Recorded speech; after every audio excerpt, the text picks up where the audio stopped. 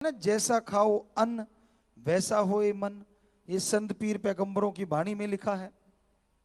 तो आप बाहर जाके खाना खा रहे हैं, मान लीजिए वो शेफ है, खाना बना रहा है, उसके मालिक ने उसको डांट दिया, तो वो बना रहा है आपके लिए, कुलचा बना रहा है या छोले बना रहा है या जो भी आप खाते हो, डोसा बना रहा है, फोसा, जो भी आप खाते हो, बहुत सारे नाम है, कुछ ऐसा भी हो सकता है हम ना जानते हो।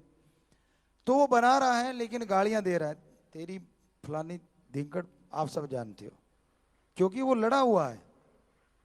और आप बड़े मूड बना के गए हो, यार बाहर का खाना खाने जा रहे हैं, आज तो सैटरडे है, आज तो संडे है, बच्चों को आजकल नौजवानों को होता है, वो आपका पंजाबी जी की तो मंजी ठोक देता है सीधी, कि सारा मूड बना बनाया, जब वो खाना खाओगे उसकी भावनाएं मिक्स हो गई, कुछ हो सकता है गुस्से में पसीना आया, उसका भी तड़का लगाओ साथ में।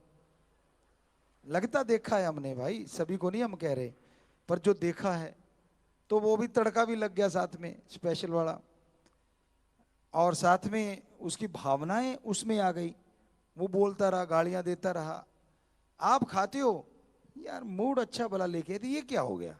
आप महसूस करना, कभी ना कभी ऐसा हुआ होगा, सबके साथ जरूर हुआ होगा, जो बाहर जाके खाते हैं कभी ना। जी बिल्कुल हुआ है, बच्चे हाथ खड़ा कर रहे हैं, होता है, बड़े अच्छे मूड में जाते हैं, बड़े खुशी में, पता ही नहीं चलता, पल में लड़ाई हुई नहीं कि मूड तार तार हो जाता है। तो इसकी वजह ये भी है, हाँ वहाँ स्क्रीन पे भी बच्चे हाथ उठा रहे हैं। जी बेटा जी, बिल्कुल सही कह रहे हो आप।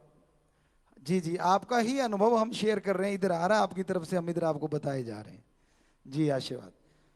तो कहने का मतलब, ये छोटे छोटे आनंद के लिए जो आप करने जा रहे हैं, क्यों ना घर में राम नाम का जाप करके खुशी खुशी भजन सुनते हुए खाना बनाया जाए, मालिक का नाम लेते हुए खाना बनाया जाए, ओम हरि अल्लाह वाहिगुरु गौड़ खुदा रब को याद करते हुए खाना बनाया जाए। अगर खराब मूड है, 100% ठीक हो जाएगा, लाजमी खुशी आएगी। आप खुशियां होटल में ढूंढने गए हो, खुशियां घर में बैठी हैं। पर कौन मानता है आज के जमाने में, कहते हैं आउटिंग अच्छी होती है, चाहे छित्र खा के आए वो एक अलग बात है, आपस में लड़ाई हो जाती है, वो चित्र मारा ना मारा एक बराबर, दोनों के मुंह कुप्पा सूजे होते हैं, मियाँ बीबी के या बच्चों के। तो उसकी वजह पवित्र वेदों में ऐसे नहीं लिखा कि जैसा अन्न ग्रहण करोगे वैसा मन पे असर लाजमी होगा, जरूर होगा। तो घर के खाने को आप यूं मजाक मत समझो, उसमें बड़ा कुछ छुपा होता है। पहले माँ बहनें जो होती थी, कोई चलो मान लो कोई गीत गाते ही बना लेती थी, या राम का नाम लेते हुए बनाया करती थी, तो बड़ा उसका टेस्ट आज तक नहीं भूलता। और आजकल आप कोई भी चीज ले लो, उसमें कुछ ना कुछ गड़बड़ पाई जाती है। उत्तेजना तो है ही है इन चीजों में, क्योंकि मसाले ज्यादा हैं, और सहने की शक्ति फिर रहती नहीं जब मसाला ही मसाला, ऊपर से जहर वाले मसाले। अब सब्जियों पे स्प्रे करी, दूसरे दिन तोड़ लेते हैं, यार ये चमक रही है सब्जी, ये बढ़िया है, और सामने वाला भी पैसे ज्यादा लगाता है कि अच्छा ये चमक को देख के गिर गया। ये नहीं पता कि 2 दिन की अगर स्प्रे के बाद तोड़ ली जाती है सब्जियां, तो उनमें लगभग लगभग 70 से 90% जहर ज्यों का त्यों रह जाता है। आप खाएंगे, ऐसा नहीं कि आप जहर कोई एकदम असर कर जाएगा, लेकिन वैसा अगर लगातार खाते रहे आप, तो फिर ज्यादा देर नहीं पड़ेगी, कोई ना कोई रोग भयानक परेशानी आपको घेर लेंगी। तो पहले होते थे ऑर्गेनिक। अभी कुछ डॉक्टर साहबानों से बातें चल रही थी, आते आते बातें कर रहे थे, वहां बैठे बातें कर रहे थे, कि पहले, हम बात अपनी करेंगे किसी और की क्यों, 72 में, 72, 1972 की बात, या 73, 78 तक की बातें, उससे पहले की बातें, तो गांव में कोई डॉक्टर ही नहीं होता था, कोई जानता ही नहीं था कि बीमारी होती क्या है। फिर धीरे धीरे झोले वाले डॉक्टर, आरएमपी या जो भी हैं, वो क्या है उनकी डिग्रियां तो पता नहीं, राम ही जाने, पर एक थैला सा जरूर होता है उसको, इसीलिए झोला वाला डॉक्टर बोला जाता है। तो वो बेचारे कभी कभार आने लगे किसी किसी गांव में, अदरवाइज ये था ही नहीं, खान पान इतना बढ़िया, कोई बीमार होता ही नहीं था। हो लिया तो देसी नुस्खे होते थे घर में ही साफ, ज्यादा थकावट होगी, काम धंधा करते, गुड़ खा भाई, दूध पी, ले ले भाई, हो गया, फिर से लग जा काम में, पता ही नहीं चलता था। आज वाले गुड़ में ही नहीं पता क्या क्या डंगा पड़ा हुआ है।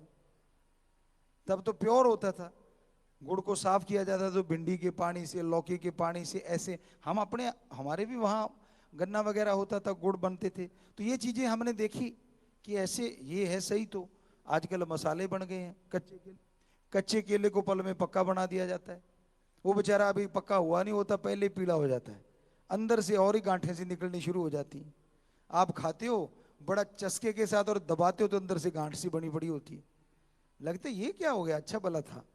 तो कहने का मतलब खान पान में जहर हो गया है, आपके देखने में जहर हो रहा है, सुनने में जहर हो रहा है। जो आप अश्लील चीजें देखते हैं, अश्लील चीजें सुनते हैं, अश्लीलता एक जहर ही है, और क्या चीज है।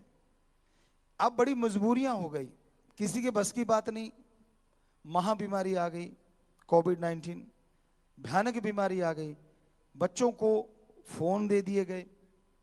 फोन जरूरी थे कि भी पढ़ाई ऑनलाइन हो गई, पर हमें नहीं पता वो ऐप कब बनी है। कहते हैं कि माँ बाप उस निगरानी रख सकते हैं बच्चों की वो कर क्या रहे हैं, लेकिन हमें नहीं लगता कि किसी को पता होगा इन चीज़ों का। बहुत कम लोगों को पता होगा कि वो ऐप डाउनलोड कर लो तो बच्चा क्या क्या कर रहा है उस फोन पे, तो आप देख सकते हो।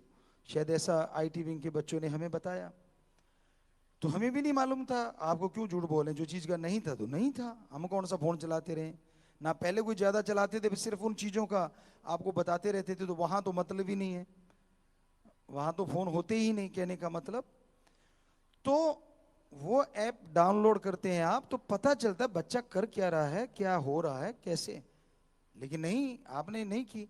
वो पढ़ाई करते करते कुछ दिखने में मिला अच्छा सा, उसको देखा, उसमें देखा कुछ अच्छा सा और लिंक मिल गया, लिंक मिलते मिलते मिलते मिलते जहर तक पहुंच जाता है बच्चा, और फिर उसके दिलो दिमाग में जहर भर जाता है। यकीन मानिए ये जो ऑनलाइन, हालांकि और कोई चारा भी नहीं है, इसके अलावा क्या कर सकते थे। वैसे तो ऑनलाइन ये भी तो है, कितने लोगों की नशे छूट गए, कितने लोग बर्बादी से बच गए, कितने राम से जुड़ गए। तो ऑनलाइन का मतलब ये नहीं है कि वो ये बीमारी है, फायदेमंद भी है, लेकिन उसमें गंदगी वाली चीजें ज्यादा आनी शुरू हो जाती है। बच्चा पढ़ रहा है, उसमें कहीं लिंक आ गया कि इसको देखो, वो बेचारा उसको देखता है कि चल देखने में क्या हर्ज है, वो आगे वाला और उसके आगे वाली कोई और गलत चीज और गलत चीज, और आखिर में तो ऐसा छोटे छोटे बच्चों से ऐसी चीजें। तो माँ बाप का फर्ज है ऐसी चीजों पे कंट्रोल करना, हमारी संस्कृति को बर्बाद मत होने दो। और जो क्षणिक आनंद के लिए आप भागते फिरते हो, आपके अंदर परमानंद ओम हरि अल्लाह राम ने भर रखा है लबालब, बस राम का नाम जपो, अच्छे कर्म करो, यकीन मानो अंदर से वो हरि रस आपको मिलना शुरू हो जाएगा और आपकी जिंदगी खुशहाल हो जाएगी, आनंदमय हो जाएगी।